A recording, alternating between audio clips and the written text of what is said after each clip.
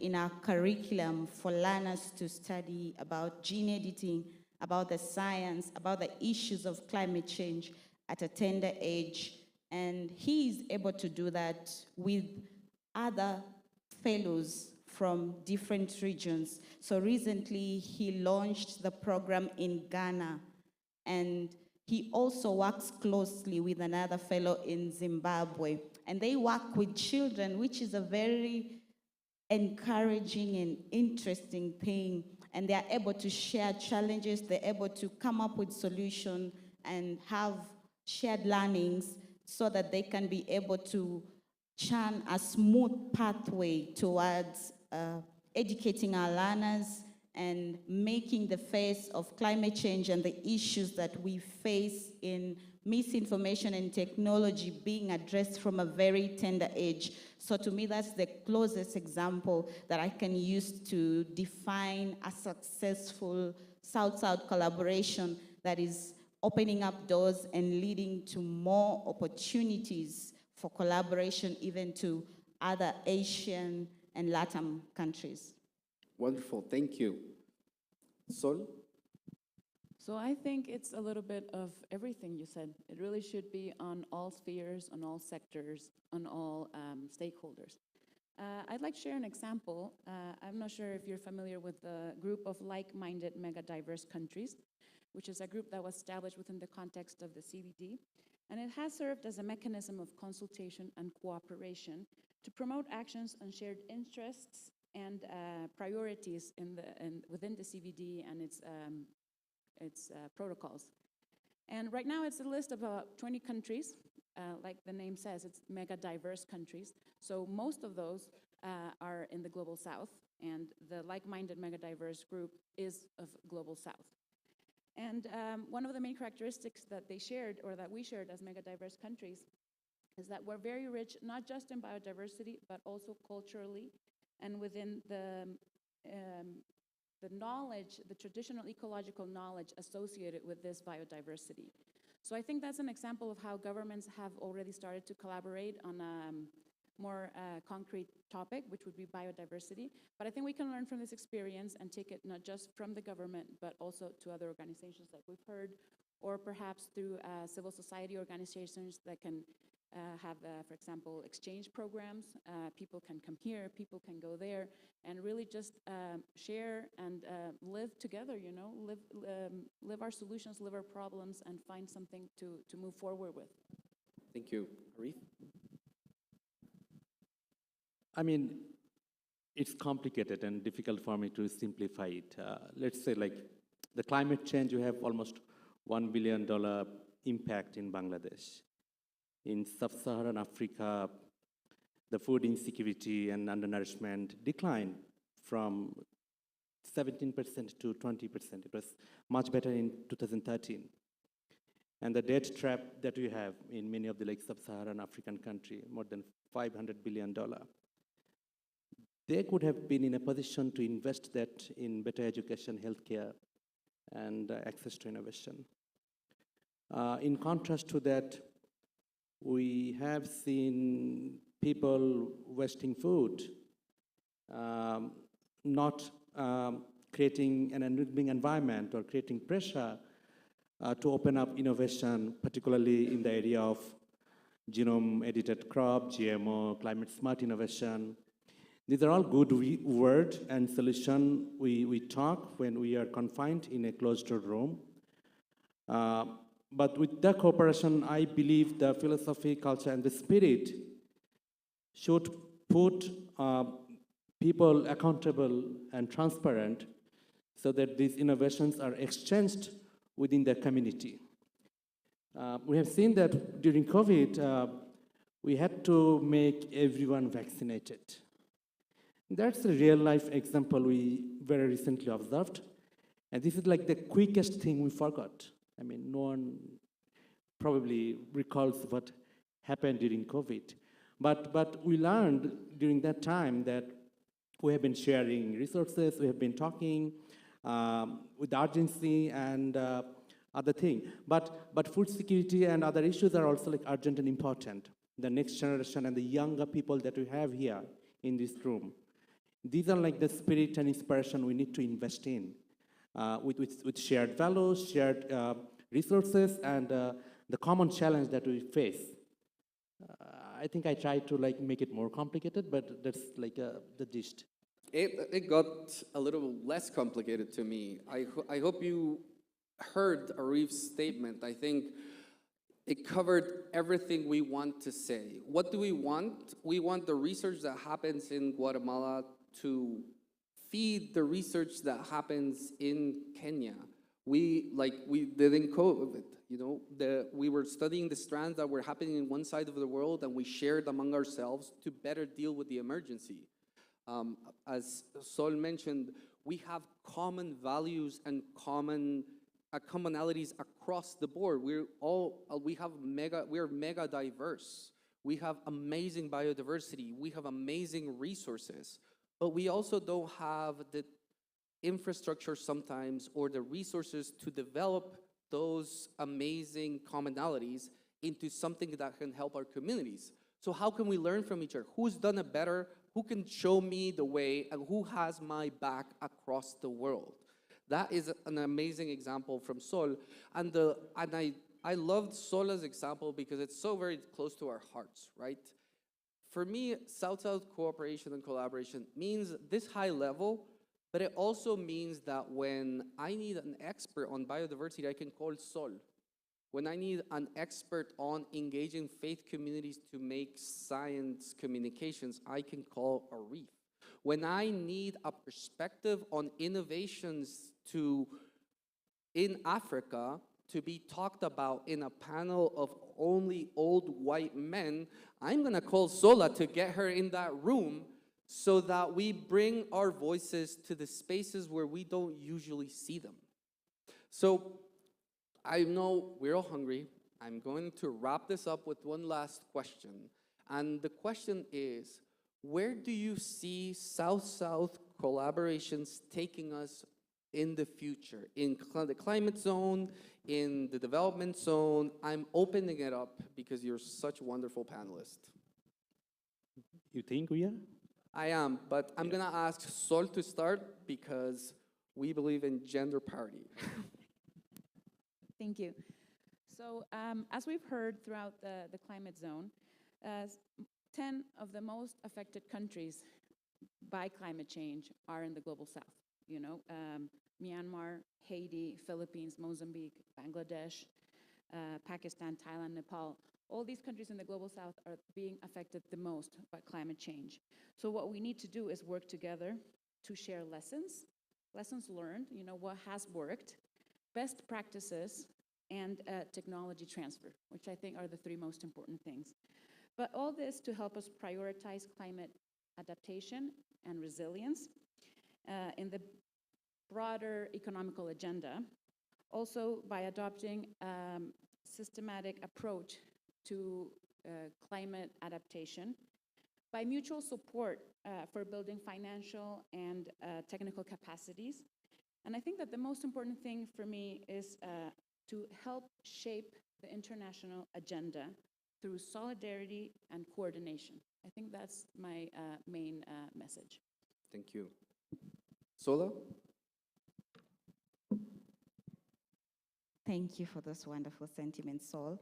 For me, I'd say South-South collaboration in the face of climate action and what we can do together as a team, as a people with shared values and sentiments going in the same direction. First of all, I'd just like to say, we don't have to walk alone. We can walk together. We don't have to face the same exact challenges that some other country overcame, and we would fall in the same pitfalls. So with a pooled resource of shared values and shared resources and access, we are saying Argentina is open to Kenya. We are saying Bangladesh is open to Mexico.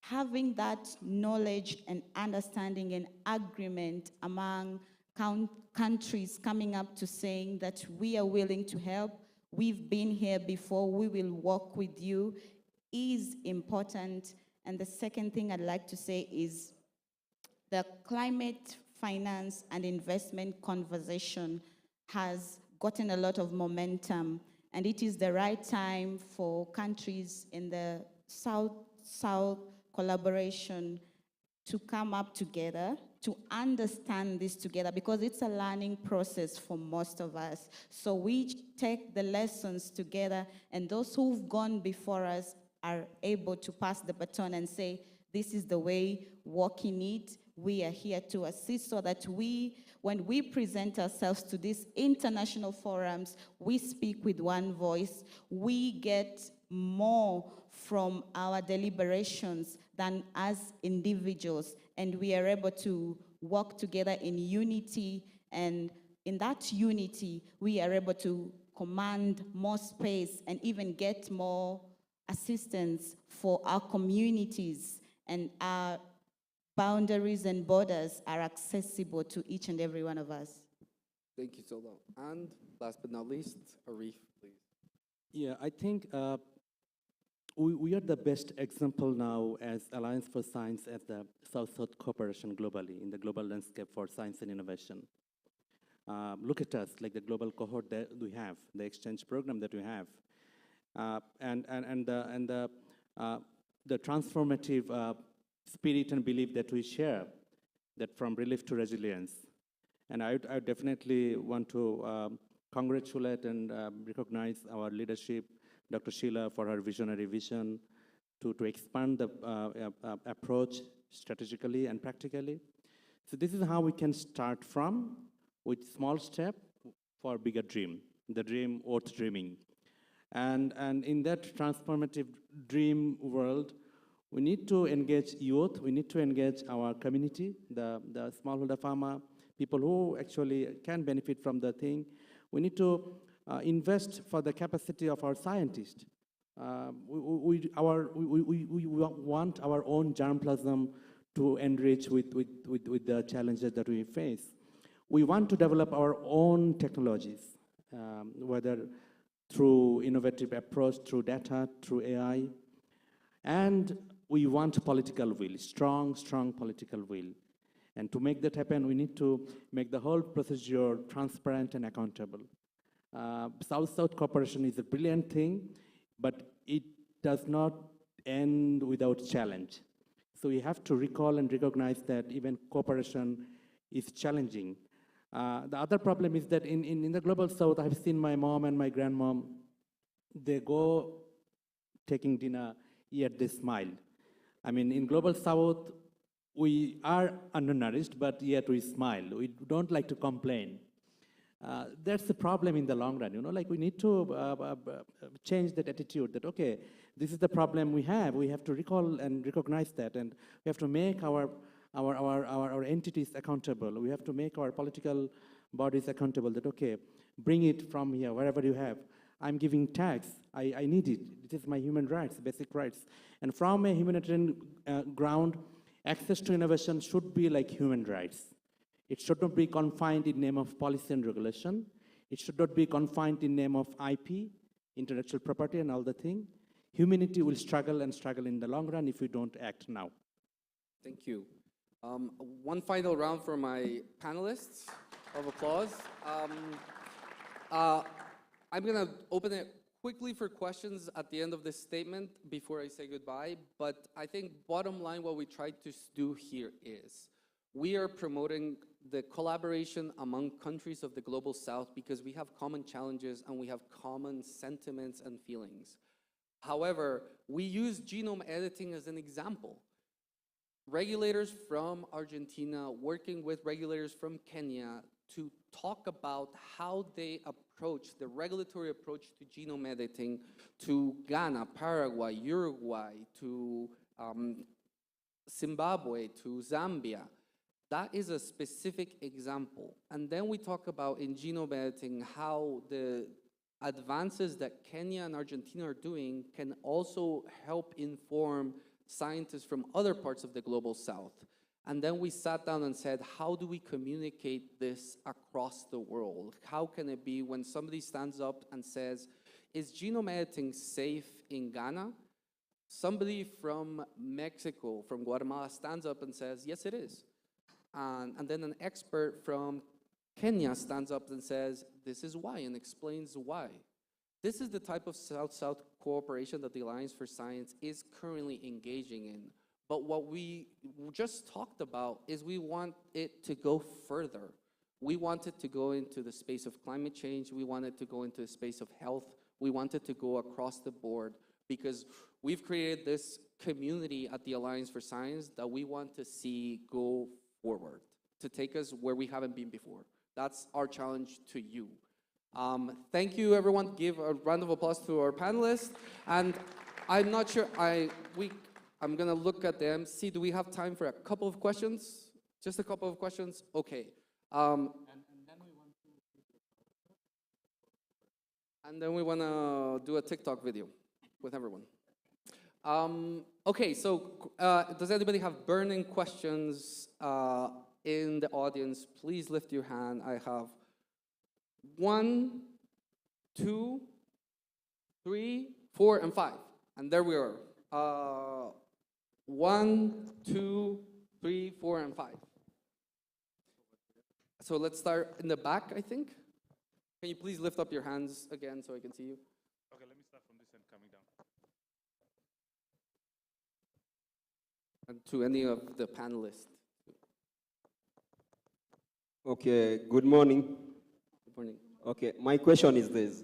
Okay, in this concept of gene editing, how do we intend, as the Science Alliance, how do you intend that this concept can be well grasped by that farmer in that remote San Pedro or that sugarcane farmer in Nzoia?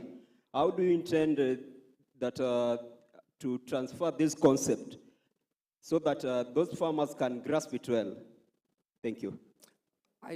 I'm just gonna jump on each question. So I think I'll go to Arif. I'll go first.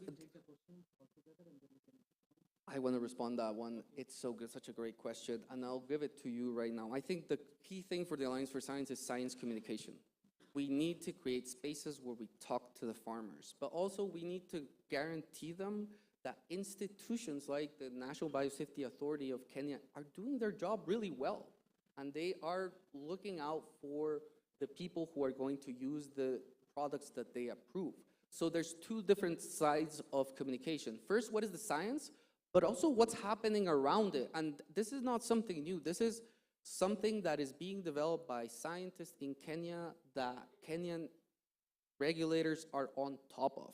And I'll turn to you. I'm sorry, I'm just going to go to Arif real quick, please, because you've done a lot of science communications in Bangladesh in terms of biotechnology. Just quick answer. I'm sorry for the time, but I want to get to all the questions. To be very precise and quick, farmers hardly ask for the methodology and procedure. They look into the end product. And with the genome editing, it's much more easier because the regulators and policy decisions around it are significantly positive, and social reaction to it as of now are very positive. So to make it transparent to the farmer, you have to let them take informed decision by providing them an evidence that genome editing is beneficial. Right. So they're interested in, does this work and does this help me? Right? Okay. Next question or comment. Good morning. Mine is a comment. My name is Margaret from Climate Conscious Generation. I am very happy with the corporations, the South-South corporations, because to say the least, the global corporations have failed us, and now we can take it in our hands and work for us. But I work with children, and most of the times I love advocating that children take part in this. I saw the photo from Argentina there, and I was like, oh, you guys should have brought the kids in Argentina here. Probably it's too hard to ferry kids from Kenya to Argentina, but if we bring the children on the table, I think this is going to be more successful. I think we should look at a way where we bring the past, the now, and the future. Let's not leave out the future. So a challenge to all of you, when you're carrying out everything, bring us on board who advocate for children, and even bring the kids on board. Thank you. Thank you so much. Next question, I see one here and one here, I think. Over here, straight here. Did you lift your hand? Yes, yes. Thank you. That was a wonderful presentation. And mine is to state that actually gene editing has worked in health. I'm from a health background. And so it's not that it's going to work in health. Let's say that in health it has worked. It's just that mystery in drug development. So you are in the right space. My question was not on that. I think the young man who asked about how is it South-South cooperation felt in Kenya, in the ground. I think, Madaga, you could tell us some of the organizations you've worked with, some of the working systems and programs that you're actually changing life through, because this is Radisson Blue, but some of us are from Bundus. We are fighting climate change down there. Which are these programs that Alliance for Science is working with? Thank you for your question. And to answer you, okay, yes. To answer you, Alliance for Science is really, the farmer is at the heart of what we do. We take the farmer along the way. And thank you, Dr. Roy, for talking about BT Cotton. And we actually have a BT Cotton farmer in the room who works with Alliance for Science. And ICOSEED is one of the grassroots organizations that helps us to coordinate and organize farmers and bridge the gap between scientists, the science, and the farmer, and how all this works out and trickles down and helps the farmer. Farming Future Bangladesh is also one of the organizations that the Alliance for Science works with that is heavy on educating and bringing farmers along and helping them understand all the things that we do are for the benefit of the farmer, the benefit of the community. And I'm so glad you put out that gene editing is good even in the health space. It's accepted. So those are some of the programs that we are running, and I can't close by failing to mention that we are currently running a National Farmers Day campaign where we, as the Alliance for Science, want the farmer to be at the forefront of all these conversations, that when we are celebrating World Hunger Day, we now say it is the National Farmers Day because farmers are the backbone of everything that we do. And we say every 3 times in a day, we need to thank the farmer because our 3 square meals in a day, we can't have them without the farmer. So we are active, we are on ground, and we are hands-on. And I believe we had, one there, and then I think, did you have a question? Yes. Good morning, everyone. My name is Elfik Tosi from Kilifi County, Kenya. I'm very happy people are sharing the same sentiments about farmers. I have a young organization called 1 Million Trees for Kilifi, whereby we try to do fruit planting in 400 schools in Kilifi County.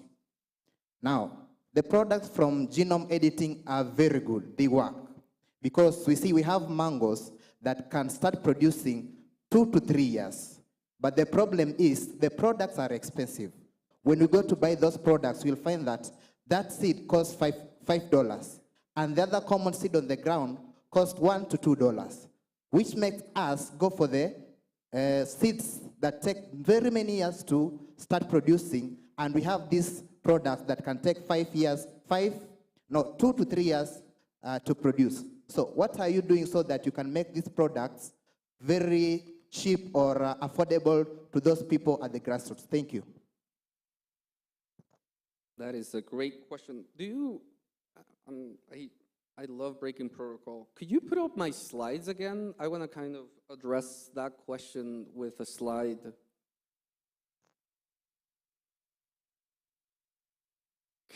Is there a chance we can do that? So could you take another question as you out where your slide is? Yes, so the question basically was, the comment, genome editing is a great technology. It produces, it develops products that can help the farmers. However, but it may not be affordable because of the added value. There's an added cost. So the farmers have to choose what they can afford. I'm not sure if my slide is gonna come up, but if you remember, we had a slide where we had, in the top it was research, policy, and community. And sometimes when we develop new technologies and we want to integrate those new technologies into our countries, you kind of need all of these sectors to be very strong. So the way that seeds are, thank you.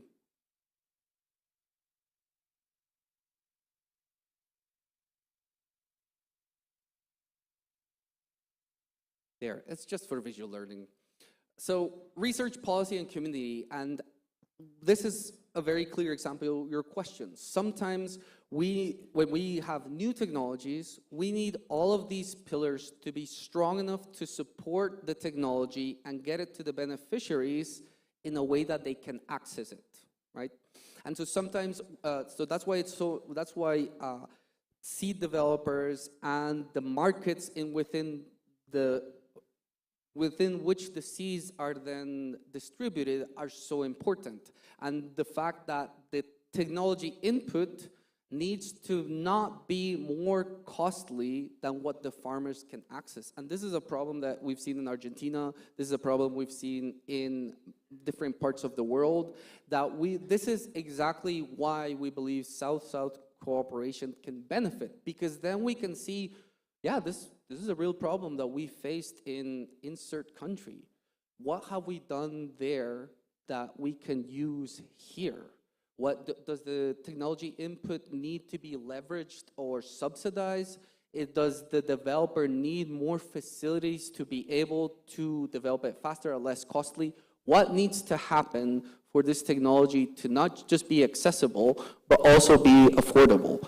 These are the questions that we need to face, and there's nobody up here saying that gene editing is the solution to all of our problems. The solution to all of our problems are the innovative minds in the global south, not the technology, but the technology is a darn important part.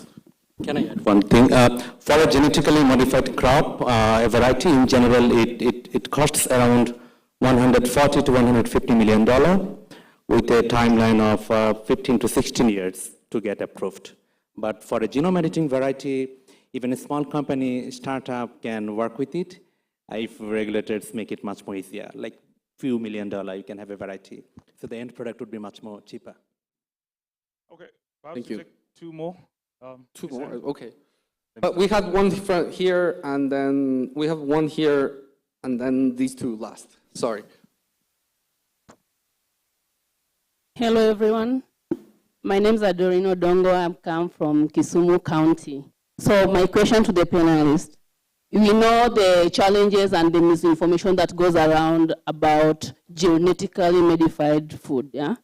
So there's a lot of resistance. You go to, let's say you go to Kisumu and you tell someone that this is genetically modified food. They know that this one causes cancer. These are the misinformation that has been going around. You know that this one causes cancer. If you eat it, you maybe, if they are girls, their menstruation or these things, other things don't go right, yeah? So what do Alliance for Science do in terms of civic education to the communities so that they embrace it? Because you know you can educate or you can give information to the farmers, but who are the consumers? The people in the community. So you can educate or embrace the farmers, but you leave the end consumers of your product. So the farmers will produce, but they'll not be consumed because there's a lot of misinformation going around. That is one. The second point, we know that due to climate change, there are longer drought periods compared to the rainy seasons. So this means that the products that we produce needs to be more drought resistant. How does Alliance for Science come in so that we get products that are going to curb farming, are going to withstand drought so that we have produce at the end of the day? Because if you have a product that is going to withstand drought, that means the farmers or the people in the community will have more produce. And then if they realize that they're having more produce at the end of, when they use a given product, they'll embrace your products. How are you going to address this? Thank you. Thank you. I don't know if Sola or Sol can talk about maybe the value-based messages or. That's exactly what I mean, was gonna talk all about. four of you can say it. Yes. Please. So the Alliance for Science is currently developing a value-based message toolkit, which can be helpful when you're trying to reach different audiences on how to channel your messages in a way that is productive and that is understandable.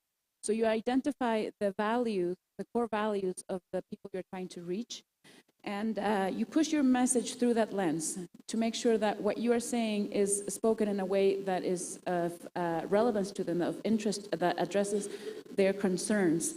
So is their concern health? You develop a communication strategy based around the safety of the product or how it is not necessarily related to any health issues, really.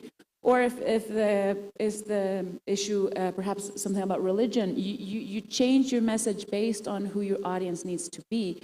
But at the core, you still have the same idea, you know, that it's safe, that it's useful, that it can be locally developed, that it doesn't have to be huge transnational company, that it can be very, very focused on what the community needs.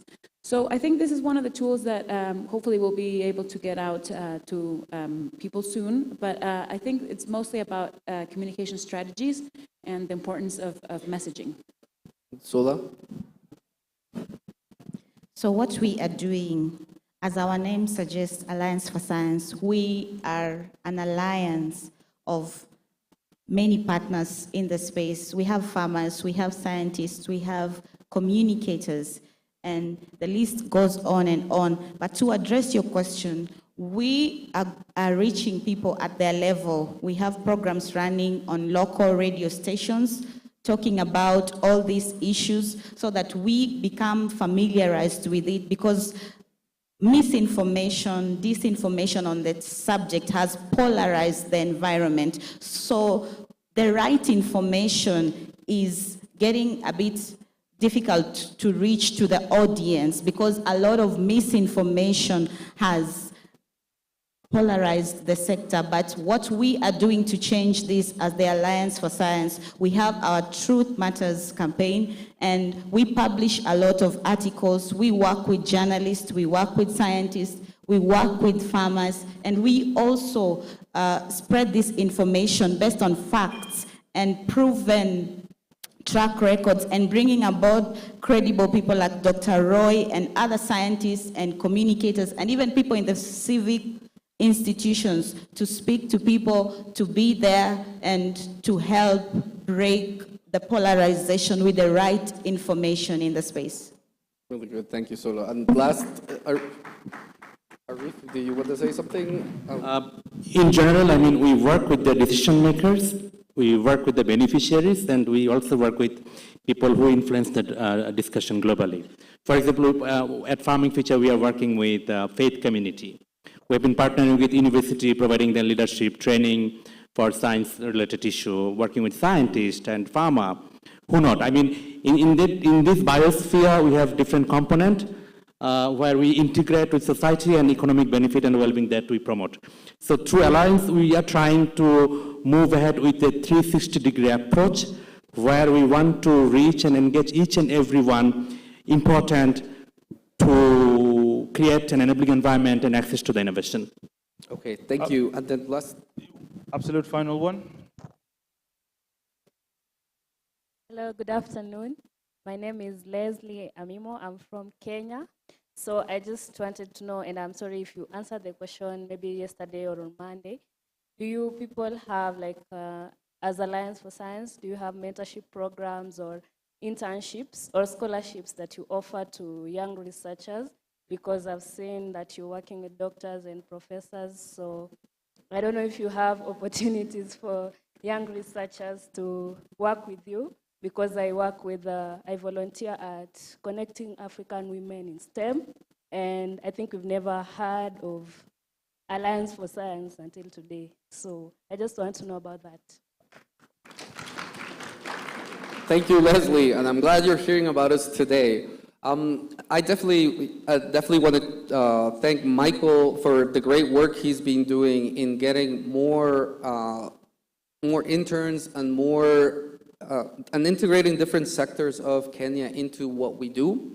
We definitely partner with a lot of different institutions that do so. One that comes to mind is VIB Ghent University from Belgium. They have a specific program that targets female researchers in Africa, and what they try to do is find out what is it that they need the most in terms of going forward with the research, and they enroll them in the program to help them reach those goals. Another thing I think they do is they have developed a 3-month curriculum to help researchers in biotech in Africa that can also serve to help. We used to have a fellowship that all of us did, that we're working very hard to bring back. We still have to discuss and plan our next strategy for the next 4 years, but we hear you, and this is why we're here. This is why we're doing things more in Nairobi. This is why we're moving to the Global South. This is why we're all smiling here and telling you that we really want to work with you. With that, I want to thank everyone for coming to the panel. I want to thank our guests. They were wonderful in jumping on, and finally, my panelists. Thank you, and give them a round of applause. All right, great. So here's what we'll do. We'll take one quick picture with this team and the superheroes, right? Where are the superheroes at?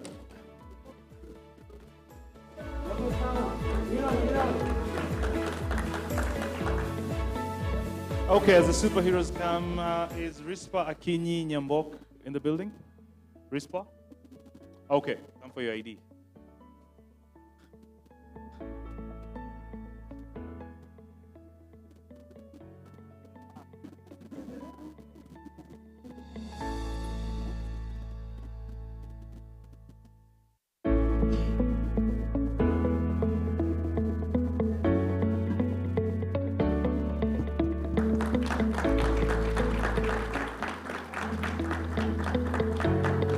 All right, great. Round of applause to the panel as they take their seats. Thank you so much for guiding us through that session.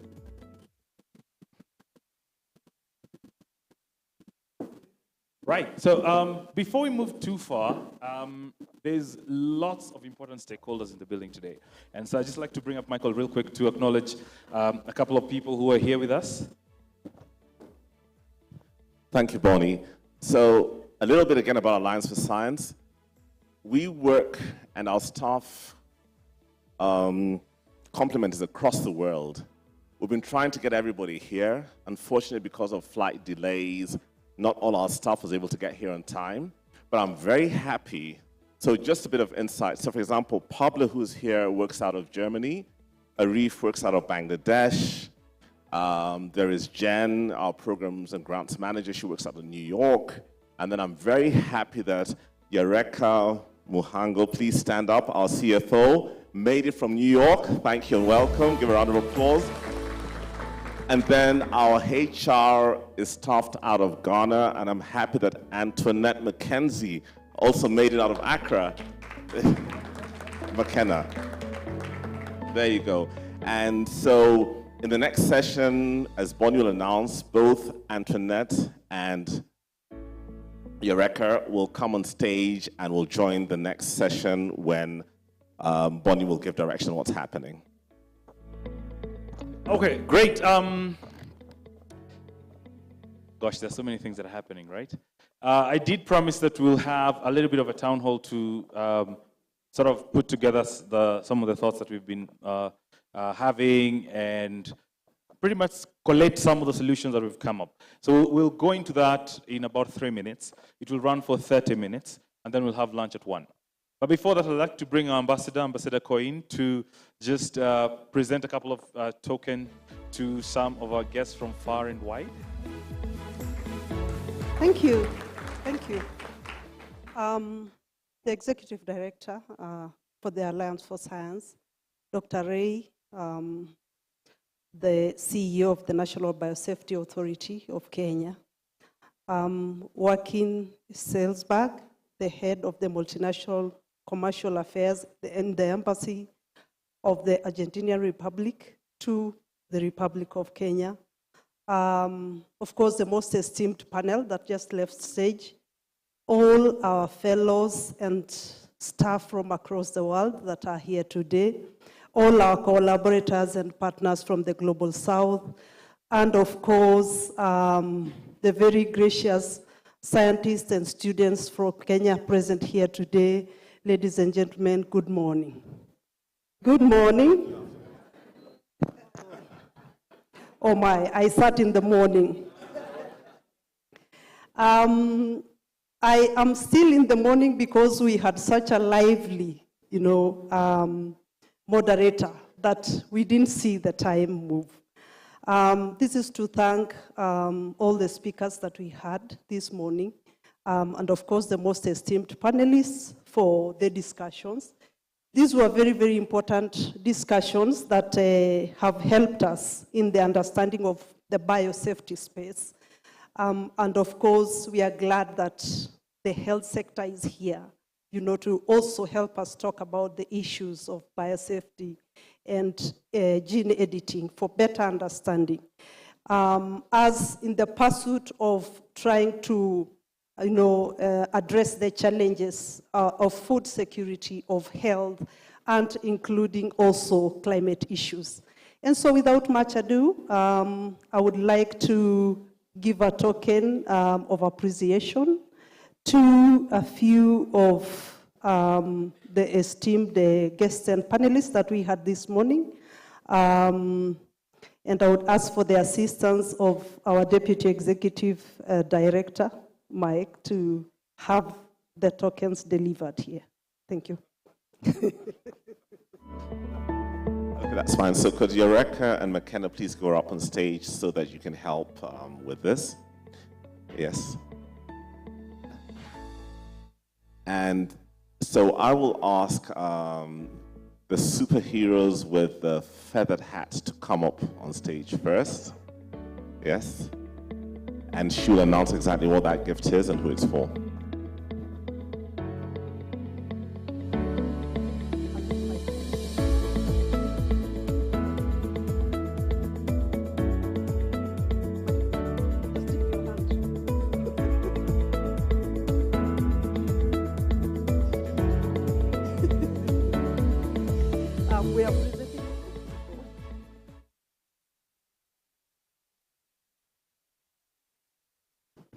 We just received a trophy that we are going to give to a fine gentleman, one of our greatest partners in the journey towards food security and addressing the effects of climate change.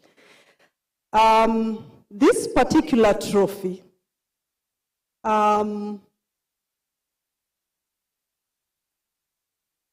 what does it look like? What does it look like? It is a juju hat. It is Cameroonian, given to esteemed dancers and traditional leaders. And this present is going to go to none other than Dr. Roy from, from the Biosafety Authority of the Republic of Kenya. A round of applause for Dr. Roy. So my sisters are going to present this to him. So, be in the middle of the ladies. Yeah. It comes from the Republic of Cameroon, from the artists of the Republic of Cameroon. A round of applause as he receives it. Thank you very much. Thank you. Let's clap for him as he goes back.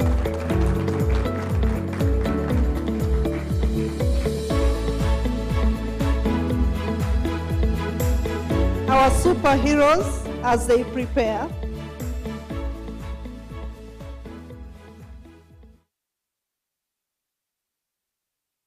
We are allowing Dr. Roy to enjoy his moment. Karibu, karibu.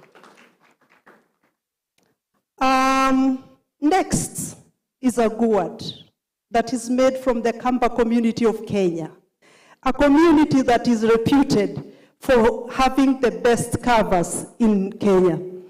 It is a gourd that is used to store water. We are talking about climate change and conservation of clean drinking water.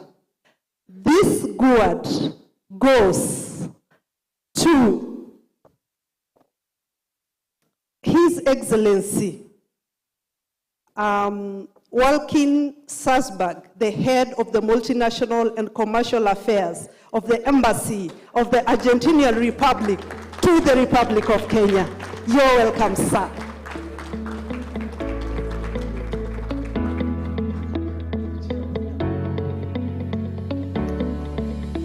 It will be presented to you by beautiful women from across the world, from the Alliance for Science.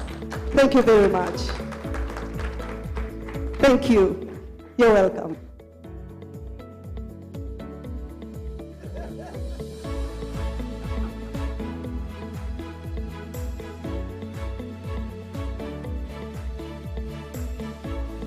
The superheroes should join His Excellency, the head of the multilateral commercial affairs, as he poses for a photo. Thank you. Thank you.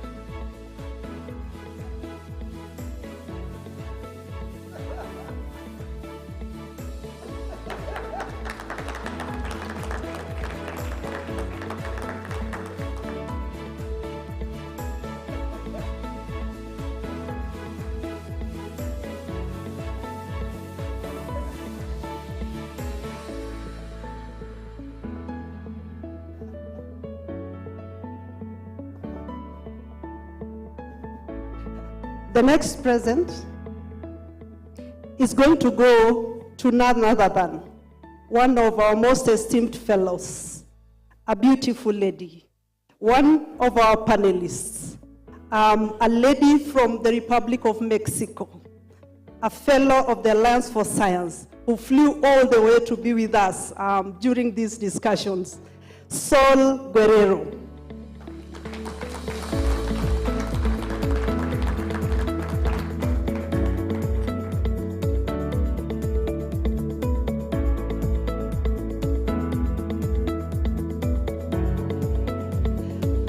This present is a sculpture, a Luga figurine.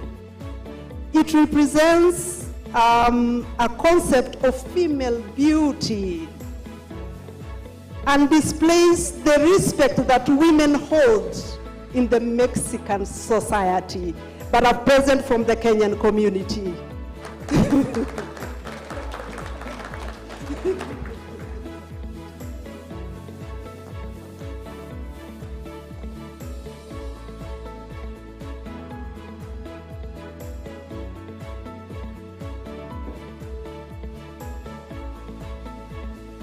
She poses for a photo with our superheroes. The superheroes were used to humanize the SDGs, the Sustainable Development Goals, and they were most important during the Children Peace Summit Conference. Our children now understand everything about the SDGs. Thank you.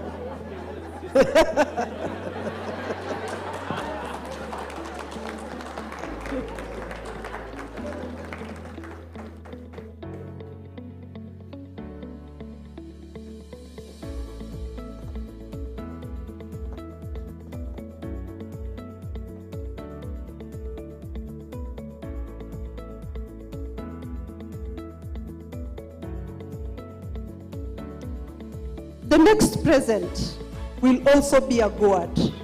a gourd that was also sculpted from the Kamba community of Kenya, Kitui County in particular. It is a calabash that is used and richly decorated as a container for food use. This present goes to a gentleman, one of our esteemed panelists, a fellow of the Alliance for Science, a great gentleman from the Republic of Bangladesh, Arif Hossain.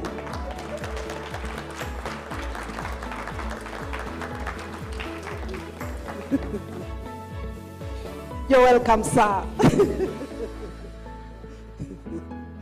You're welcome, sir. He flew all the way to join us in this conversation. He is one of the key actors in the South-South collaboration, and the Global South has just become a village, and all of us speak and collaborate and solve our problems in one. Thank you very much, sir. He says he wants the heroes. He's going to take good memories from Nairobi, Kenya to Bangladesh. Wow, that's going to be a beautiful picture.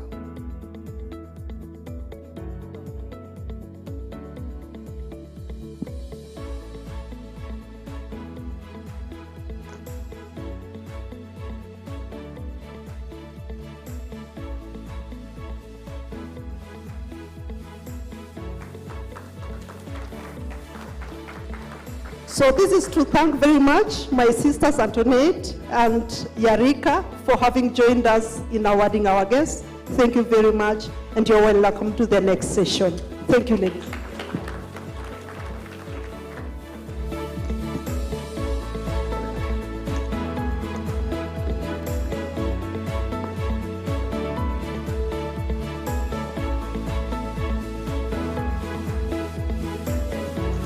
All right, great. So I did promise that we'll have town hall set up for 30 minutes, but now it's 12:40. Sorry?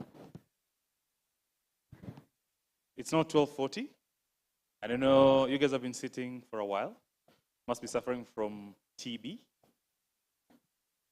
guys have never heard of TB? No? No? Tired butts?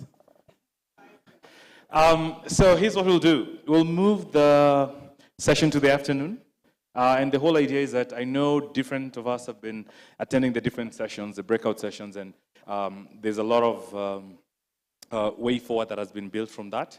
But also we've had the Alliance for Science team put some rapporteuring work on all the sessions that have been happening, and we want to collate that in a way that is that makes sense, but also in a way that we can move these conversations forward. And so we'll be moving that to the first bit of our session after lunch, okay? And so we hope to break now and be here to start promptly at 2 o'clock. You will receive your lunch vouchers from Brenda at exit 1 and 2. There is the restaurants downstairs and the one on this floor, so whichever you like, just head there. But here's real quick, we'll try and put these outcomes in our different publications. But for now, if you could just keep following the Climate Action Zone hashtag or the Twitter handle that is a Science Ally, you'll be able to track where this information will be sent out, and you should be able to get it. But please come ready in the afternoon to share some of the thoughts of what you've learned. We'll have the Alliance for Science team here to just also put out what has been shared, and hopefully at the end of the day we'll be having one concise report that really takes us to the next step, okay? So let's break for lunch. Enjoy, bon appetit, see you at 2 o'clock.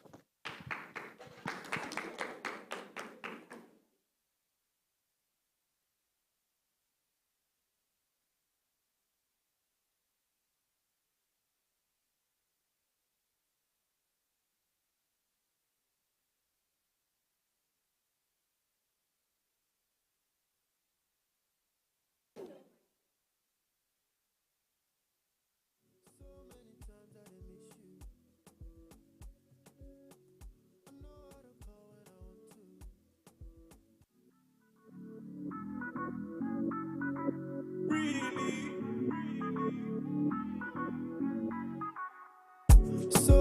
Sometimes I dey miss you.